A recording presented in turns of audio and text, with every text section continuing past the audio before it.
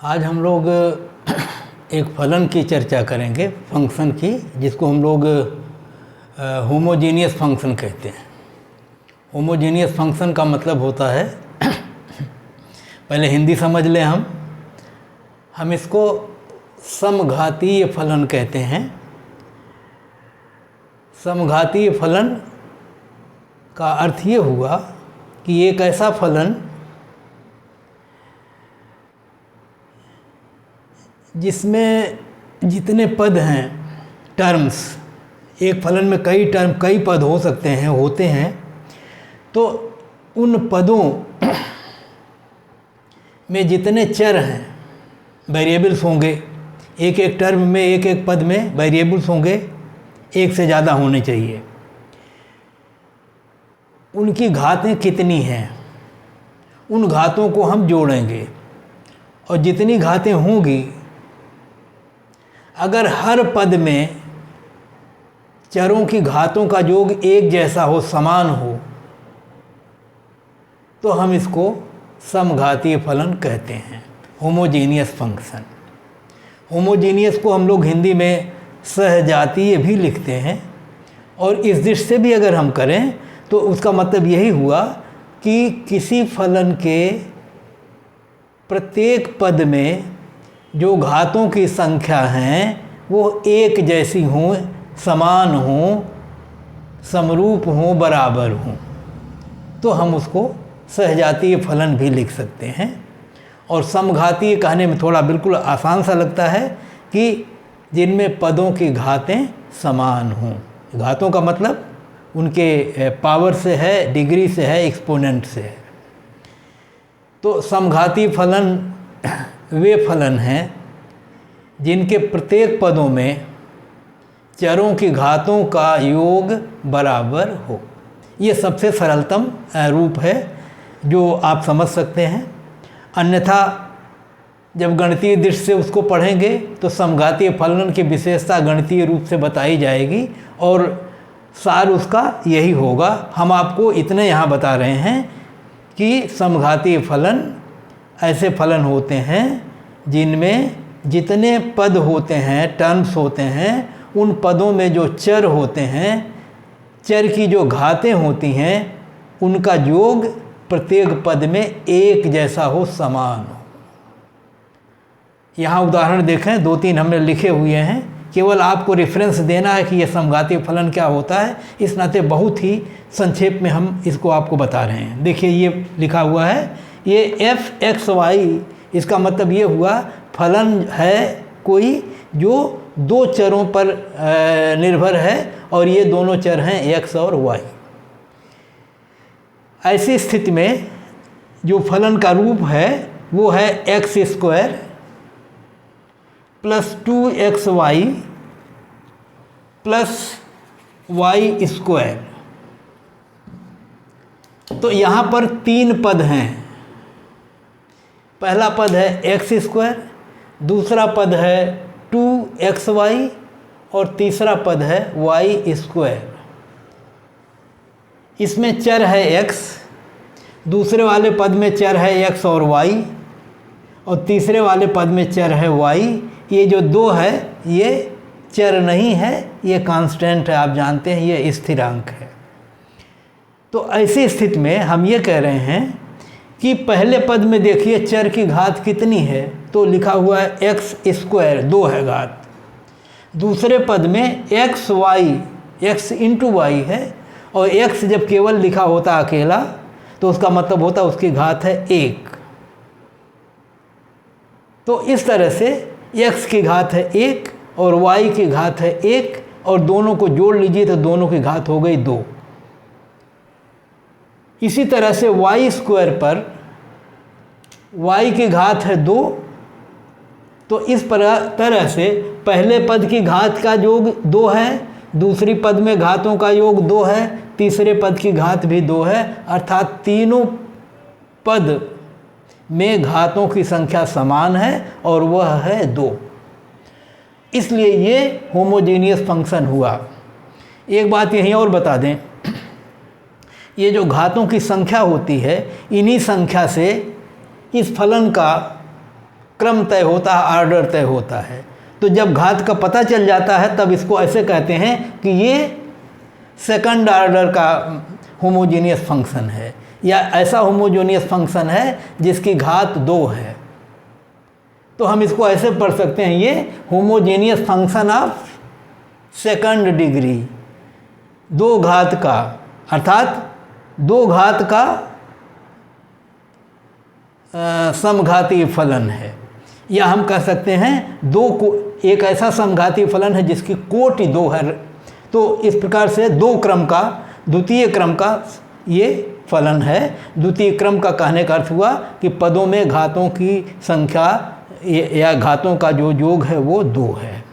अगले वाले उदाहरण में देखिए, f(x(y) x³, दूसरे वाले पद में 3x²y, तीसरे में 3xy², और चौथे में है y³। यहाँ ये 3 है, यहाँ 3 है, ये दोनों 3 स्थिरांक है, कांस्टेंट है, उनसे हमारा कोई मतलब नहीं है। यहाँ चर है x, इसकी घात है 3। यहाँ ये चर है x और y, x का घात 2, y की घात 1, दोनों मिला के 3। यहाँ पर x की घात 1, y की घात 2, दोनों मिला के 3। यहाँ पर x की घात 3। तो पहले पद में भी 3, दूसरे पद में भी घातों का योग 3, तीसरे में भी 3, चौथे में भी 3, अर्थात चारों पदों में घातों की संख्या समान है और वो 3 के बराबर है। तो ये हो जाएगा होमोजीनियस फंक्शन ऑफ 3 डिग्री या homogeneous function of 3rd degree. ये तृतीय कोटि का आंशिक अवकलन, ये तृतीय कोटि का समघातीय फलन है। पहले वाला द्वितीय कोटि का समघातीय फलन था। एक फलन और नीचे लिखा हुआ है, f(x(y), इसका मतलब वही हुआ कि फलन x और y 2 चरों का फलन है।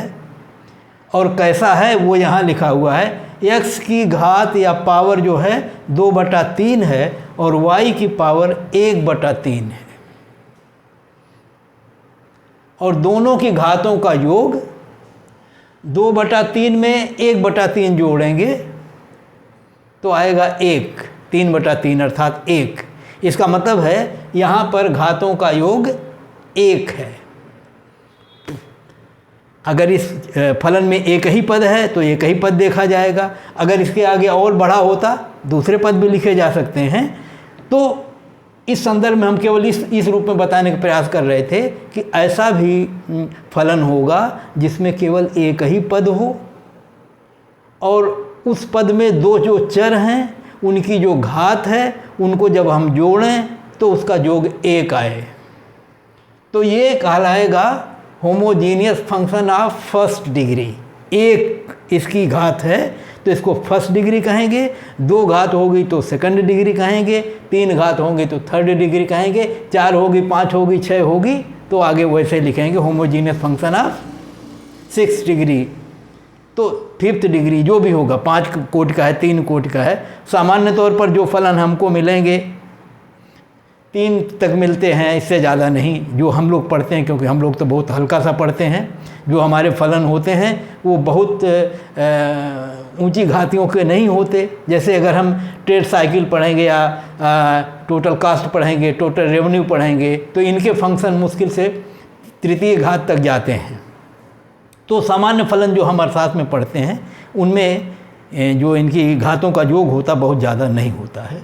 फिलहाल हम केवल ये बताने का प्रयास कर रहे थे कि होमोजीनियस फंक्शन जो होते हैं उनमें जितने पद होते हैं फलन में, सारे पदों में जो चर होते हैं उनकी घातों का योग समान होता है। इसी नाते इसको समघातीय फलन कहते हैं।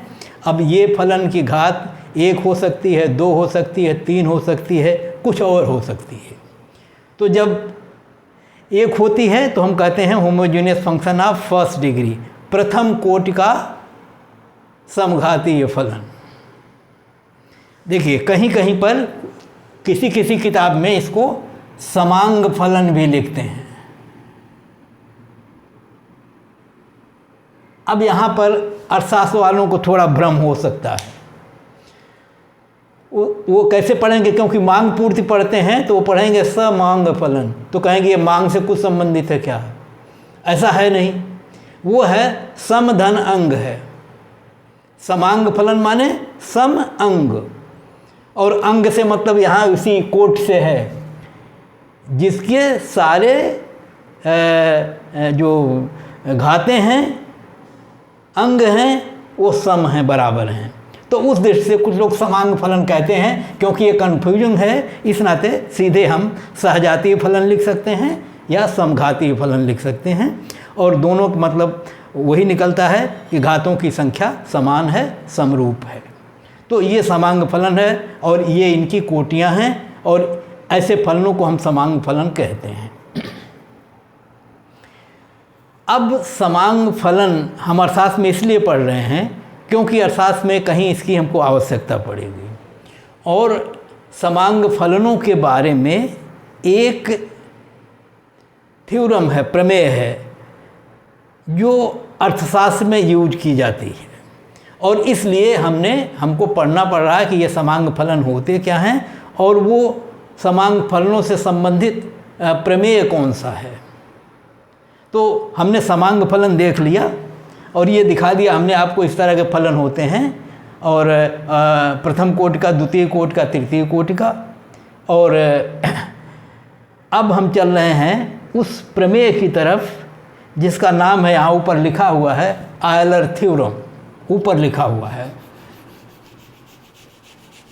इसके उच्चारण में कहीं कहीं दिक्कतें लोग करते हैं, क्योंकि कुछ लोग इसको यूलर्स थ्योरम पढ़ लेते हैं, लेकिन बताया जाता है कि ये आयलर प्रमेय इसका उच्चारण है, क्योंकि ये विदेशी व्यक्तियों के नाम हैं, हमारे जो गणितज्ञ महोदय हैं, तो हम इसको आयलर थ्योरम कह रहे हैं। आयलर प्रमेय ये है क्या? अब एक और टर्म हम यहाँ यूज करें, क्योंकि अगर आप पढ़े हैं, आप में से कई पढ़े होंगे, नहीं पढ़े होंगे तो मैं बताऊंगा। आज रेफरेंस पर बताऊंगा, ज़रूरत पड़ने पर ज़्यादा बताऊंगा। फिर जब कोई फलन, जैसे यहाँ आइए, जैसे ये लिखा मैंने z, इस फंक्शन ऑफ लिखा मैंने आगे, और मैंने ये लिख दिया x स्क्वायर y, बस चलिए ये फंक्शन है। और अर्थशास्त्र में और गणित में एक टर्म आप पढ़ते हैं डिफरेंशिएशन, अवकलन। और अवकलन जो होता है, डिफरेंशिएशन जो होता है, वो अर्थशास्त्र में परिवर्तन की दर ज्ञात करने के लिए हमको उसकी ज़रूरत पड़ती है, या हमको जहाँ जहाँ कुल से सीमांत आय निकालनी होती है, कुल लागत से सीमांत लागत निकालनी होती है, कुल उत्पादन से सीमांत उत्पादन निकालना होता है, वहाँ हमको अवकलन करने की ज़रूरत पड़ती है। और ये अवकलन एक विधि है जो हमारे फलन है, जो समीकरणों के रूप में हमको दिए जाते हैं, उनको हम निकालते हैं। और जैसे कोई फंक्शन दिया हुआ जो प्रोडक्शन फंक्शन है, उत्पादन को दिखा रहा है, अगर हम उसका अवकलन निकाल लें तो अवकलन जो निकलेगा ये हमको सीमांत उत्पादन को प्रदर्शित करेगा। तो इसी तरह से अगर कुल उपयोगिता दी हुई है का फलन दिया हुआ है, उसका हम अवकलन कर लेंगे तो हमको सीमांत उपयोगिता मिल जाएगी। तो इसलिए हमको अवकलन करने की ज़रूरत पड़ती है। अवकलन करते कैसे हैं? तो एक अवकलन होता है, जैसे अगर मैं इसको अभी मिटा दूं, आज केवल हल्का भर ध्यान दिला दूं, क्योंकि कहीं अन्यत्र पूरा अच्छी तरह से पढ़ाया जाएगा आपको। जैसे ये है z = x², तो जो हम अवकलन करते हैं उसमें, तो अवकलन को हम ऐसे चिन्ह से दिखाते हैं। इसका अर्थ ये होता है कि हम z का अवकलन कर रहे हैं, इस z का हम अवकलन कर रहे हैं फलन का, और किसके संदर्भ में? x के संदर्भ में। तो ऐसे लिखते हैं dz/dx, ये अवकलन का चिन्ह है, जिसका मतलब है कि z जो है ये x पर निर्भर है, और जब x में परिवर्तन होगा तो z बदलेगा।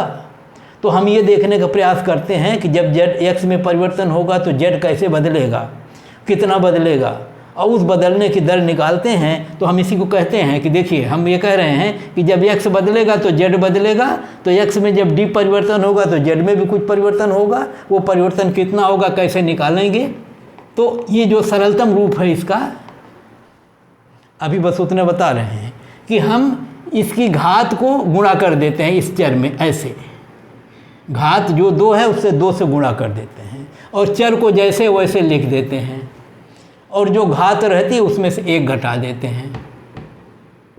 तो अब ये आ जाएगा 2x, और 2 में से 1 घटाते तो 1 आता है। और अभी हमने पढ़ा है कि घात जब 1 होती तो लिखी नहीं जाती ऊपर, वो केवल x ही लिखा जाता है। तो इस प्रकार से इस z का जब हम अवकलन करेंगे तो 2x आएगा, ये क्रिया है। लेकिन यहाँ ध्यान दिला रहे हैं आपको कि z को निर्धारित करने वाला चर एक ही है, केवल x, अर्थात x बदलेगा तो z बदल जाएगा। इस फलन में x को बदलने के लिए और किसी चर में परिवर्तन का कोई प्रभाव नहीं पड़ेगा, कोई चर है ही नहीं। तो इसको हम कहते हैं अवकलन। लेकिन इसके पहले जो हमने लिखा था इसमें एक y भी आगे लिखा हुआ था। इसका मतलब ये हुआ कि y(x) जो है ये 2 चरों पर निर्भर है, और 2 चरों में एक चर x है और एक चर y है। कहने का अर्थ ये हुआ कि जब x बदलेगा तब भी z बदल जाएगा, जब y बदलेगा तब भी z बदल जाएगा। और हम एक ही में परिवर्तन एक बार करेंगे। तो जब x में परिवर्तन करेंगे तो इसका मतलब y में कोई परिवर्तन नहीं हो रहा है, y ज्यों का त्यों बना रहेगा। और जब y में परिवर्तन करेंगे तो x में कोई परिवर्तन नहीं होगा। तो जब कोई परिवर्तन नहीं होता किसी चीज़ में तब उसको आप कहते हैं कांस्टेंट, तब उसको अचर कहेंगे।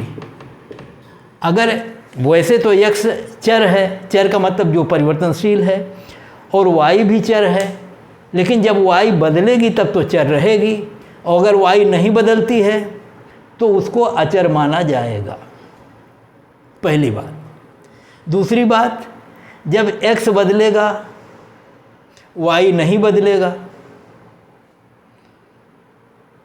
तो z में जो परिवर्तन होगा वो दोनों के बदलने पर होगा। पूरा परिवर्तन कब होगा? जब दोनों बदल जाएं, और दोनों बदल नहीं रहे हैं, एक बदल रहा है। इसका मतलब है कि z में जो परिवर्तन हो रहा है वो केवल x के बदलने के नाते हो रहा है, अभी y नहीं बदली है, अर्थात y के बदलने का जो परिणाम x पर पड़ना है z पर वो नहीं पड़ रहा है। तो इसका मतलब ये परिवर्तन जो z में हो रहा है वो पूरा नहीं है, तब कैसा है? आंशिक है। तो ऐसी स्थिति में जब हम x में परिवर्तन करते हैं और z पर उसका प्रभाव देखते हैं तो हम कहते हैं देखिए ये हमने x में परिवर्तन किया और इसका प्रभाव हमको z पर देखना है। तो x में कितना परिवर्तन किया, तो जो परिवर्तन किया उसको डेल्टा लिखते हैं। तो ये डेल्टा 2 होता है, एक डेल्टा ऐसे होता है, एक डेल्टा ऐसे होता है। इसको कैपिटल डेल्टा कहते हैं, इसको स्मॉल डेल्टा कहते हैं। तो यहाँ पर ये परंपरा है कि जब हम एक चर का अवकलन करते हैं और दूसरे का साथ में नहीं कर रहे होते हैं तो ये अवकलन पूर्ण न कह के आंशिक कहलाता है, और आंशिक अवकलन को हम d से नहीं बल्कि डेल्टा से दिखाते हैं। तो ये चिन्ह अब बदल गया, delta z upon delta x। इसका मतलब हुआ कि यद्यपि z 2 चरों पर निर्भर है, x और y पर, लेकिन यदि केवल x में परिवर्तन हो तो z पर इसका क्या प्रभाव पड़ेगा, इसको निकालने के लिए हमको x के सापेक्ष z का आंशिक अवकलन करना होता है। Partial differentiation of z with respect to x, और तब उसको लिखते हैं delta z upon delta x। और जब ऐसा करते हैं तो अवकलन में 2 चीज़ें हमारे लिए बड़ी महत्वपूर्ण होती है कि चर कौन है, अचर कौन है। और हमने कहा कि जब हम x का परिवर्तन कर रहे हैं, y नहीं परिवर्तित हो रही है, तो y को यहाँ हम अचर मानेंगे, y इज कांस्टेंट। कब? जब x में परिवर्तन हो रहा है तब। और जब कांस्टेंट मानेंगे, अचर मानेंगे x को, वैसे मानेंगे जैसे 3 को मानते हैं। जैसे मैं अगर आपसे ये कह दूं कि यहाँ अगर मैं एक 3 भी लिख दूं तो ये हो गया 3x² y।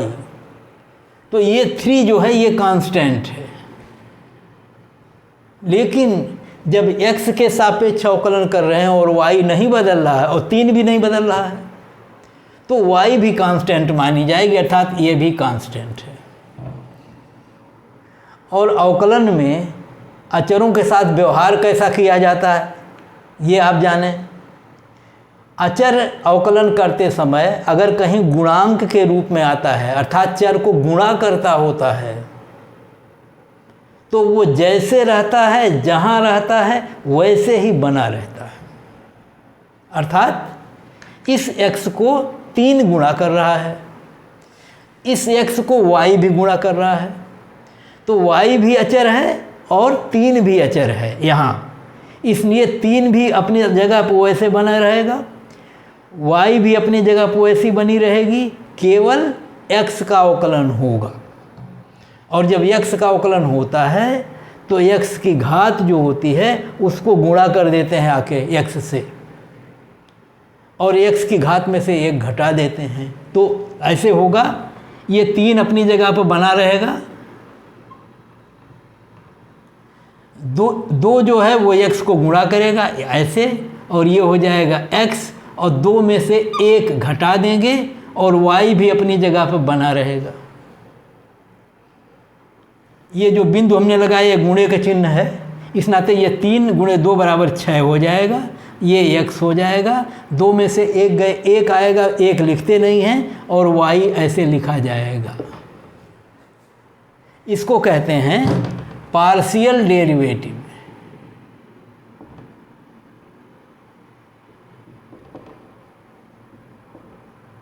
हिंदी में इसको कहते हैं आंशिक अवकलज। अवकलज कहते हैं डेरिवेटिव को। अवकलज का मतलब होता है डिफरेंशिएशन की क्रिया करने के बाद जो हमें उत्तर प्राप्त होता है वो, और जो उत्तर प्राप्त हुआ 6xy, ये है इस फलन का आंशिक अवकलन x के सापेक्ष। और जब हम इसको y का अवकलन करेंगे तो देखिए यहीं y भी देख लीजिए, तो ये आ गया 6xy, ये आ गया 6xy। अब देखिए ज़रा delta z upon delta y, आपकी y का अवकलन करिए ज़रा। जब y का अवकलन करेंगे तो x कांस्टेंट रहेगा, अचर रहेगा, x वैसे बना रहेगा, 3 वैसे बना रहेगा, तो ये 3 और x दोनों अपनी जगह पर बने रहेंगे, क्योंकि 3 भी अचर है और x भी अचर है। अचर है इसलिए क्योंकि x में परिवर्तन नहीं हो रहा है, केवल y में परिवर्तन हो रहा है, और जब y में परिवर्तन होगा तो y की घात है 1, 1 से y में गुणा होगा तो y ही आएगी, और 1 में से जब 1 घटा देंगे तो 0 आ जाएगा, घात 0 हो जाएगी, और घात 0 होने का मतलब कि घात है ही नहीं। तो वहाँ पर जो y की घात 0 जब किसी की घात होती है तो इसका मतलब है कि y कोई चर है ही नहीं, उसकी जगह पर 1 लिखा जाएगा। तो अब ये y की जगह पर 1 हो जाएगा तो y गायब हो जाएगी। लेकिन अगर यहाँ पर y² होता या क्यूब होता, ऐसे मान लीजिए 2 होता यहाँ भी, तब 2 से आके यहाँ गुणा होता तो ये 2i होता, और 2 में से 1 घट के 1 आता तो घात खत्म हो जाती। लेकिन अगर वहाँ कोई घात नहीं, केवल x अकेला है, मतलब y की घात 1 है ऑलरेडी, तो x का अवकलन 1 होता है, y का अवकलन 1 होगा। तो इस तरह से y की जगह पर 1 आएगा, 1 से 3 का गुणा करेंगे तब भी 3 ही आएगा, तो ये हो जाएगा 3x²। तो हम केवल ये इतना बताने का प्रयास कर रहे थे कि हम जान जाएं आंशिक अवकलन क्या होता है, और जब किसी क्रिया का किसी फलन का किसी चर के संदर्भ में हम अवकलन करते हैं तो हम कहते हैं कि x के संदर्भ में करते हैं तो कहते हैं x के सापेक्ष आंशिक अवकलन है किसका, z का। y के सापेक्ष करते हैं तो कहते हैं y के सापेक्ष अवकलन है z का, और उसको दिखाते हैं सिंबॉलिक तौर पर ऐसे delta Z upon delta X, delta Z upon delta Y. जिसका अवकलन करते हैं फलन का उसको ऊपर लिखते हैं और जिसके संदर्भ में करते हैं उसको नीचे लिखते हैं। इसको हम आंशिक अवकलन कहते हैं। तो अभी केवल टर्म क्योंकि यहाँ यूज होता है इस नाते बताना ज़रूरी है। आप अगर पहले से जानते हो तो बहुत अच्छी बात है, अगर किसी को नहीं पता है तो इतना समझे। अब जरा आइए आपको अब हम आयलर थ्योरम या प्रमेय समझा सकते हैं। आयलर थ्योरम है क्या? आयलर थ्योरम समघातीय फलनों के संदर्भ में एक नियम है, समझिए प्रमेय है वो, जो कुछ हमें बताती है कि समघातीय फलनों के संदर्भ में क्या होता है, और जो बताती है वो हम आपको बता रहे हैं अभी। पहले समझ लीजिए। आयलर थ्योरम ये बताती है, जैसे मान लीजिए ये हमारा पहला फलन देखिए, z is equal to X square plus Y square. एक पद है एक्स स्क्वायर, एक पद है वाई स्क्वायर। पहले वाले पद की घात 2 है, दूसरे वाले पद की भी घात 2 है। इसका मतलब है ये द्वितीय क्रम का कोई फलन है और ये समघाती है। और अगर हम इसके आंशिक अवकलन निकालें तो हम कहेंगे x के सापेक्ष z का आंशिक अवकलन, और हम लिखेंगे delta z upon delta x। ये जो है delta z upon delta x जो है, ये जो है z फलन का x के सापेक्ष आंशिक अवकलन है। और कितना होगा ये देखिए, इस फलन का अवकलन करेंगे तो 2 से यहाँ गुणा होगा तो ये 2x आएगा, और 2 में से 1 गए 1 आएगा, इसका मतलब ये आएगा 2x। और अगर इसका अवकलन करेंगे डेल्टा z का y के सापेक्ष तो ये भी वही आएगा 2y। तो ये क्या है, ये पार्शियल डेरिवेटिव है।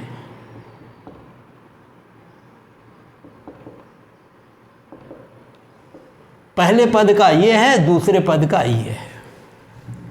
एक बात ये समझ लें कि आयलर थ्योरम पढ़ने के लिए पहले हमको ये जानना है कि समघातीय फलन में जितने पद होंगे उन पदों का आंशिक अवकलन हम निकालते हैं।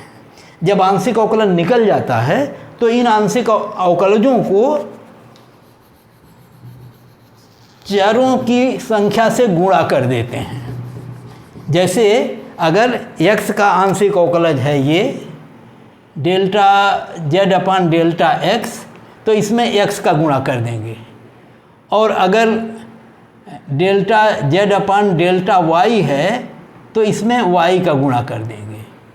और इसके गुणनफल, इस अवकलज का जो मान आया उसमें y का गुणा, इस अवकलज का जो मान आया उसमें x का गुणा, और फिर दोनों को जोड़ देते हैं।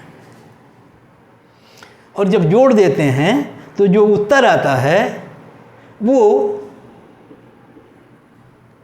ये जो z है फलन, इसका उतना गुना होता है जितना इस घात है जो ये, क्योंकि दोनों इस फलन में घात है 2, इस नाते इसका उत्तर आना चाहिए 2z।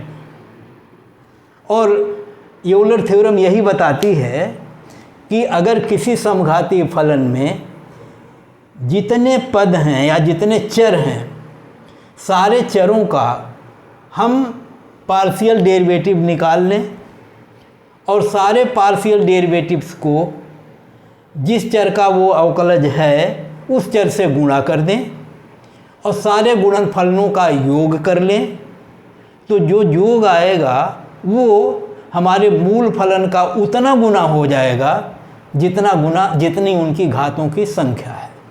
अगर घातों की संख्या है 2 तो फलन दुगुना होगा, घातों की संख्या है 3 तो फलन का मान 3 गुना हो जाएगा, अगर घातों की संख्या है 1 तो फलन जैसे है वैसे रहेगा, क्योंकि 1 से गुणा करने पर उतना ही आएगा। अर्थात जितना फलन का मान पहले था उनके अवकलजों को चरों से गुणा करके गुणनफल को जोड़ने के बाद भी फलन का मान पूर्ववत बना रहेगा। ये है यूलर आयलर थ्योरम। तो यहाँ निकालने की प्रक्रिया हमने बताई आपको, और वही चीज़ देखिए यहाँ लिखी हुई है, देख लीजिए आप। ये लिखा हुआ है delta Z upon delta x, ये आएगा 2x, और 2x में जब x का गुणा करेंगे तो delta Z upon delta x 2x आया है, तो 2x में x का गुणा होकर 2x स्क्वायर आ जाएगा। और ऐसे जब delta Z upon delta y 2y आई है, इसमें y का गुणा करेंगे तो y इंटू 2y स्क्वायर आ जाएगा। अब दोनों को जोड़ना था तो दोनों को जोड़ लीजिए। हमने एक्सपोनेंट कितना है, डिग्री यहाँ 2 है, लिख दिया 2 है। ये देखिए x into delta Z upon delta x, y into delta Z upon delta y, मतलब ये दो इतना धन इतना जोड़ा हमने, 2x स्क्वायर धन 2y स्क्वायर। दोनों में 2 था जिसको कॉमन ले लिया और ब्रैकेट में लिख दिया x स्क्वायर वाई स्क्वायर। यही हमारा मूल फलन है, देखिए x स्क्वायर वाई स्क्वायर। इसकी घात है 2, उसको दुगना कर दिया इसने, ठीक है। तो अगर ये x स्क्वायर वाई स्क्वायर बराबर z है तो अब ये 2z हो जाएगा, क्योंकि ये इसके बराबर z लिखेंगे तो 2 हो जाएगा 2z। ये थ्योरम ये बता रही थी कि अगर द्वितीय कोटि का आंशिक द्वितीय कोटि का फलन है तो फलनों के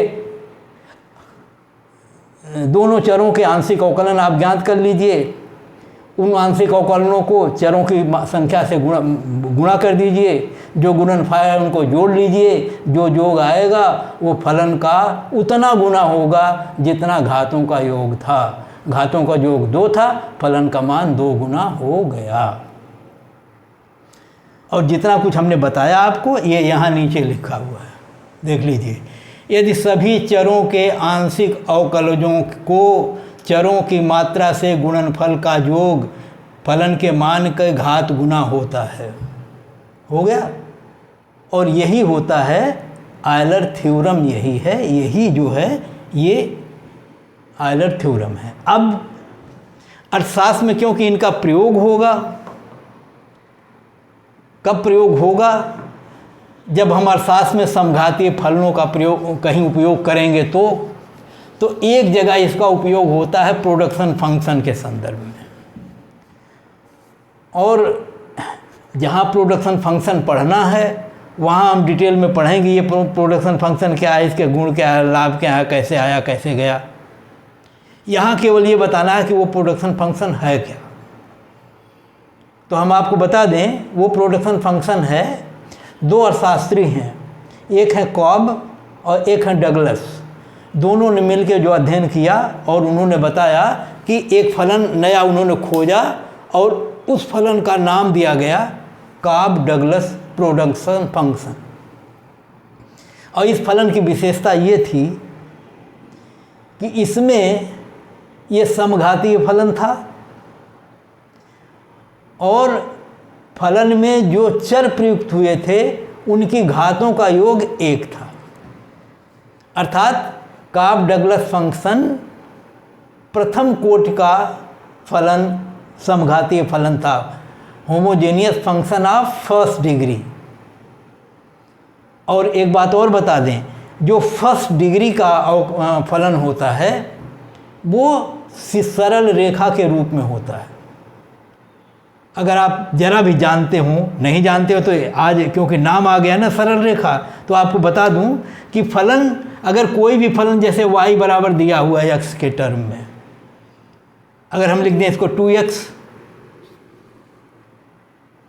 तो सीधा है कि 2x बराबर 1y है, अर्थात x 2 होगा तो y 1 होगी, x 4 होगा तो y 2 होगी, x 6 होगा तो y 3 होगी। और जब हम इसको खींचेंगे तो एक सीधी रेखा बनेगी। और यहाँ देखिए ये चर की घात 1 है, जब एक घात रहेगी तो सरल रेखा बनेगी और जब घात 2 हो जाएगी ऐसे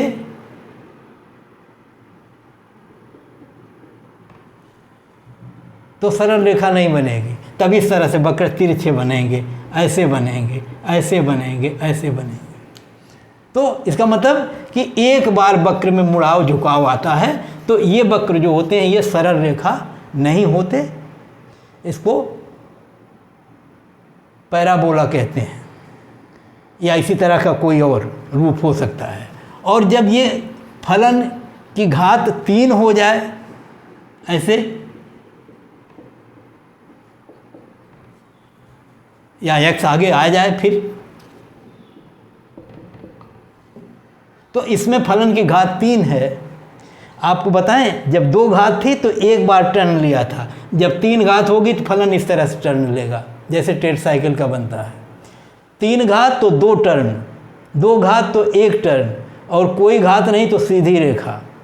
तो क्योंकि समघातीय फलन में घात 1 है, इस नाते वो सीधी रेखा के रूप में होगा, इसलिए कई बार उसको लोग कहते हैं लीनियर होमोजीनियस फंक्शन। तब आप फर्स्ट डिग्री कहने की ज़रूरत नहीं है।